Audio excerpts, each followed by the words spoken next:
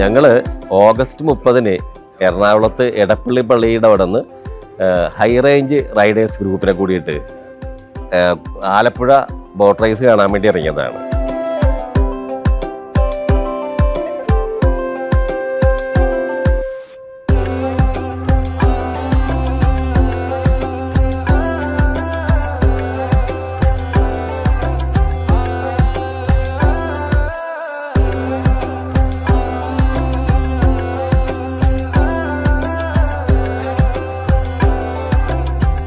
ഏതാണ്ട് ഒരു 20 പേരുടെ ഒരു സംഘമാണ് അവിടെ നിന്ന് പുറപ്പെട്ടത്. ഞങ്ങളൊരു 7 മണിക്കാണ് അവിടെ നിന്ന് സ്റ്റാർട്ട് ചെയ്തത്. അപ്പോൾ കുറേ പേര് ഹിമാലയ ബുള്ളറ്റ് അങ്ങനെയൊക്കെ വന്ന്, കുറച്ച് പേര് കാറിനൊക്കെയാണ് വന്നത്. മഴയൊക്കെ ഉണ്ടായിരുന്നു. ഇവിടെ ഒരു 10 മണിക്ക് ശേഷം വന്നു കഴിഞ്ഞാൽ പിന്നെ ഇത് ഭയങ്കര ബ്ലോക്കായിരിക്കും. ആളുകളെ കൊണ്ട് ഒരു ജനസാഗരമാണ്. അങ്ങനെയാണ്. ഞങ്ങളെന്തായാലും ഒരു 10 മണിക്ക് മുമ്പ് എത്താൻ പറ്റിയ കൊണ്ടിട്ട് ഇവിടെ വന്ന് സ്റ്റേ ചെയ്യാൻ പറ്റി.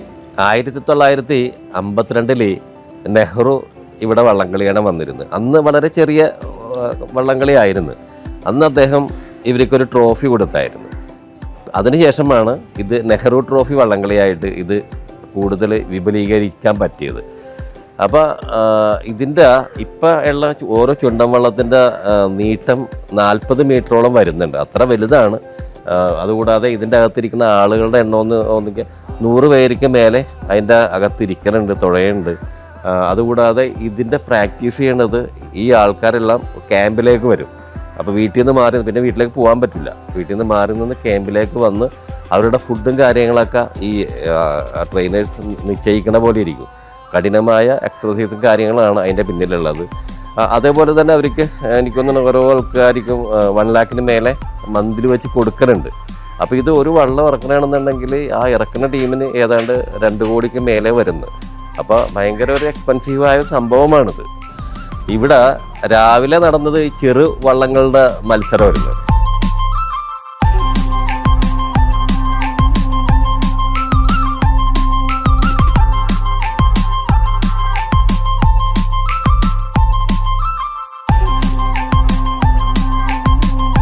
അപ്പോൾ അതും ഭയങ്കര സംഭവമാണ്. അപ്പോൾ നമ്മൾ ഈ കായലിൻ്റെ സൈഡിലാണ് ഞങ്ങളുടെ ചിലങ്ക റിസോർട്ട് ഉള്ളത്. അപ്പോൾ അവിടെ കൂടി ഇതിലെ കൂടി ബോട്ടും ചെറിയ വള്ളങ്ങളും ഒക്കെ പോണത് കാണാനായിട്ട് ഭയങ്കര രസമാണ്.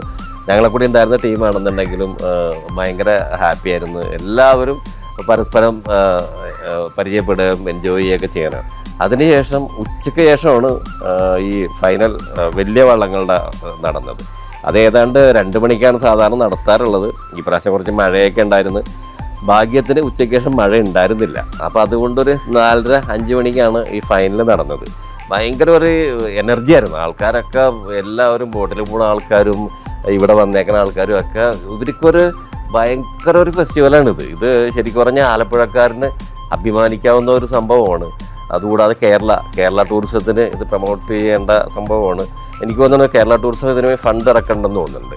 അപ്പോൾ ഇത് നമ്മൾ ടൂറിസത്തിൻ്റെ ഒരു സംഭവം എടുത്തു കഴിഞ്ഞാൽ ഫസ്റ്റ് കാണുന്ന ഒരു ഇതിൻ്റെയാണ് ബോട്ട് റേസിൻ്റെ ഒരു സംഭവമാണ്. അപ്പോൾ എന്തായാലും ഓരോ ആൾക്കാരും ഇതിൻ്റെ പുറകിൽ എടുക്കുന്ന എഫേർട്ട് ഭയങ്കര വലുതാണ്. ഈ വർഷം കേരള ടൂറിസം 7 കോടിയിൽ നിന്ന് 10 കോടിയിലേക്കാണ് ഇതിൻ്റെ മെഗാ പ്രൈസ് ഉയർത്തിയിരിക്കുന്നത്. ഫൈനലിൽ എനിക്ക് തോന്നുന്നു വിയ്യപുരം ചുണ്ടൻ എന്ന് പറഞ്ഞ ഒരു വള്ളമാണ് അത് വിൻ ചെയ്തത്. അപ്പോൾ ഇതിൽ അറിയപ്പെടുന്ന കാരിച്ചാൽ, നടുവട്ടം, അങ്ങനെ കുറേ വള്ളങ്ങൾ ആണ് ഇതിലൊക്കെ പങ്കെടുത്തത്. അപ്പോൾ ഇത് ഭയങ്കര ഇഞ്ചോട് വ്യത്യാസത്തിലാണ് അവർ ജയിച്ചത്. അത് കണ്ടു കഴിഞ്ഞാൽ നമ്മൾ തുള്ളിപ്പോകും. അപ്പോൾ ഇതിൽ നമുക്കറിയാവുന്ന Ernakulam lions club of Cochin smart സിറ്റിയുടെ ക്യാപ്റ്റൻ ബിനു ഇതിൽ കുറേ എഫേർട്ട് എടുത്തിട്ടുണ്ട്. അതുകൂടാതെ ഞങ്ങളുടെ ഓഫീസിലെ ഷെറിൻ തോമസ്, അവൻ ഇവിടെ ആലപ്പുഴക്കാരനാണ്. അവന് കുറേ ഫോട്ടോസൊക്കെ നമ്മളോട് ഷെയർ ചെയ്ത്, ഞങ്ങൾക്കറിയാവുന്ന കുറേ ആൾക്കാർ ഇതിൻ്റെ പുറകിൽ എഫേർട്ട് എടുത്തുകൊണ്ടിട്ട് കുറേ ഫോട്ടോസൊക്കെ നമുക്ക് ഷെയർ ചെയ്തുകൊണ്ടിട്ട് ഞങ്ങൾക്ക് ഈ ട്രോഫി കിട്ടിയ ഒരു ഫീലാണ് അനുഭവപ്പെട്ടത്. ഞങ്ങൾക്ക് ഒരു ട്രോഫി കിട്ടിയ ഒരു ഫീൽ ആയതുകൊണ്ടിട്ട് ഞങ്ങൾ ഇന്നലെ ഇവിടെ സ്റ്റേ ചെയ്ത് ഫുള്ള് രാത്രി അടിച്ചു പൊളിച്ച് ആൾക്കാർ ഡാൻസും പാട്ടും മിമിക്രിയൊക്കെ ആയിട്ട് ഏതാണ്ട് 1 മണി വരെ ഭയങ്കര അടിപൊളിയായിരുന്നു.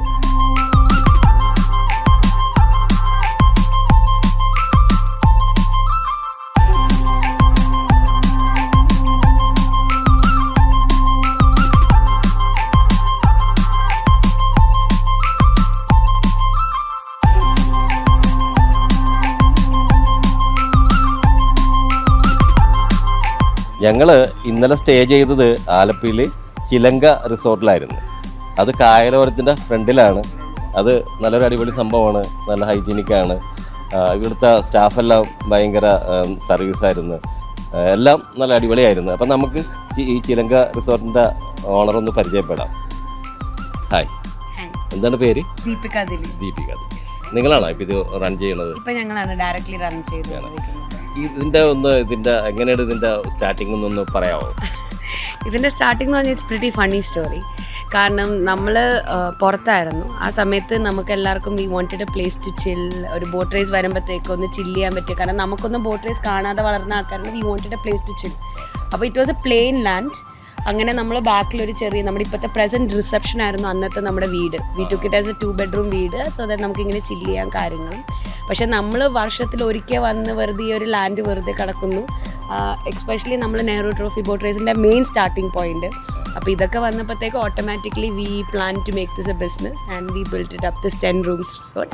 പക്ഷേ അവിടുന്ന് things changed a lot for us and this has always been a lucky place for us. നല്ലോണം എല്ലാ ദിവസവും ഫില്ലാണ് അങ്ങനെ വല്ലതുകൊണ്ട്, അല്ലെങ്കിൽ സീസണിലാണ് ഇത്? ഇല്ല, നമ്മൾ മോസ്റ്റ്ലി ഫില്ലാണ്. കാരണം ഇവിടെ ആലപ്പുഴയിൽ ആക്സസിബിൾ ആയിട്ടുള്ള യൂഷ്വലി എല്ലാം അക്കരെ വരുമ്പോഴത്തേക്ക് ഇറ്റ് ഇസ് ബോട്ട് റൈഡ്സ്. അപ്പോൾ എന്ന് വെച്ചാൽ they can't take guest after 6 o'clock. അപ്പോൾ നമ്മളെപ്പോലെ ലേക്ക് ഫ്രണ്ട് ഉള്ള ഇത്രയും 180 degree ലേക്ക് ഫ്രണ്ട് ഉള്ള ഏക റിസോർട്ട് നമ്മുടെ മാത്രമേ ഉള്ളൂ. Therefore we have a lot of guest enquiries. അപ്പുറത്തും ഇപ്പുറത്തെ റിസോർട്ടിൽ ഫ്രണ്ട് വ്യൂ ഉണ്ടെങ്കിലും we have almost 180 degree of water view, which is very rare to find in Alleppey and with comparatively better accessibility. Hello, first time ആയിട്ടല്ലേ Nehru trophy boat race കാണുന്നതും? Okay, അപ്പോൾ അതിൻ്റെ എക്സ്പീരിയൻസും നമ്മുടെ റിസോർട്ടിൻ്റെ സ്റ്റേയും കാര്യങ്ങളൊക്കെ ഒന്ന്. Yes, I'm actually overwhelmed by the whole thing and the hospitality, and especially you guys are like, it's like home. It's not even like a resort. I just felt like I'm at home, and it was good fun, and we girls had good time, and the guys had a good time too, and we were dancing the whole night, and it was great. It was really nice. It's like I'm in Goa, and you know, people all run to Goa saying, oh, there's so much in Goa and there's so much in Goa and blah blah blah, but what I see in Kerala is much more than anything. You know, it's like the whole globe is in Kerala, and you know, it's everything out here. It's all fun, and the vibes are too good. You know, it's too good, and I love being here. Yes. Thanks. തീർച്ചയായും നമ്മൾ ഈ resort പുഴ തീരത്തായതുകൊണ്ട് നമുക്ക് വളരെ അടുത്ത് കാണാൻ പറ്റി ഈ സാധനം. കാര്യം ഈ വള്ളങ്ങൾ, അവിടെ വള്ളങ്ങളുടെ മാത്രമല്ല, ഒരുപാട് ട്രെയിലേഴ്സ്, മറ്റുള്ള ബോട്ടുകൾ ഈ ഓടപ്പരപ്പിലൂടെ ഇങ്ങനെ പോകുമ്പോൾ അത്യാവശ്യം വളരെ രോമാഞ്ചമായിരുന്നു. ഇനി അടുത്ത വർഷം ഈ റിസോർട്ടിൽ വരണമെന്ന് വളരെ താല്പര്യമുണ്ട്.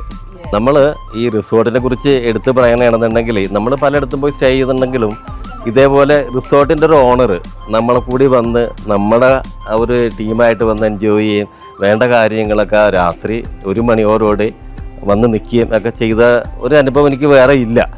അപ്പോൾ ഇത് ശരിക്കും പറഞ്ഞാൽ അങ്ങേരുടെ കാഴ്ചപ്പാട് ഇതൊരു ബിസിനസ്, കാശുണ്ടാക്കാൻ വേണ്ടി മാത്രമുള്ള ഒരു സംഭവമല്ല, ഇതൊരു ഫ്രണ്ട്ലി ഒരു സംഭവമായിട്ടാണ് പുള്ളിയുടെ കാഴ്ചപ്പാടെന്നാണ് എനിക്ക് അങ്ങേരെ പരിചയപ്പെടാൻ മനസ്സിലായത്. വളരെ നല്ലൊരു അടിപൊളി ക്യാരക്ടറാണ്. ഞങ്ങൾ കൂടി ഫുൾ ടൈം ഉണ്ടായിരുന്നു. ഇപ്പോൾ തിരക്കായതുകൊണ്ടാണ് പുള്ളി പോയത്. അപ്പോൾ എന്തായാലും വീണ്ടും നമുക്ക് കാണാം.